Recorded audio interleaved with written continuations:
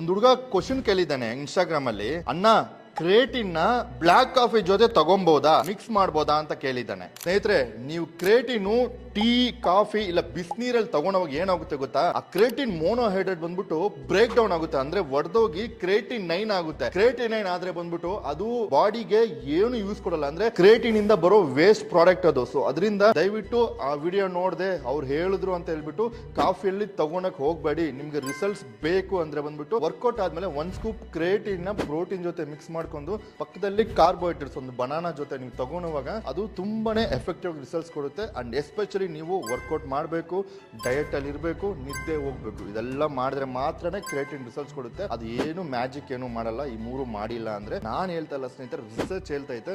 Research articles ನ caption ಅಲ್ಲಿ ಹಾಕ್ತೀನಿ, ಓದಿ ತಿಳ್ಕೊಳ್ಳಿ ಸ್ನೇಹಿತರೆ. ನಾನು ಇಷ್ಟು ವರ್ಷ ಟ್ರಸ್ಟ್ ಮಾಡ್ತಾ ಇರೋದು ವೆಲ್ಕೋರ್ ಕ್ರೇಟಿನ್. ನೀವು ಇದನ್ನ ಪರ್ಚೇಸ್ ಮಾಡಬೇಕು ಅಂದ್ರೆ ಸ್ಟೋರಿಯಲ್ಲಿ ಲಿಂಕ್ ಹಾಕಿರ್ತೀನಿ, ಲಿಂಕ್ ನ ಕ್ಲಿಕ್ ಮಾಡಿ ರಾಕೆಟ್ 10 ಅನ್ನೋ ಕೋಡ್ ಯೂಸ್ ಮಾಡಿ ಎಕ್ಸ್ಟ್ರಾ ಡಿಸ್ಕೌಂಟ್ಸ್ ಪಡೀರಿ ಸ್ನೇಹಿತರೆ.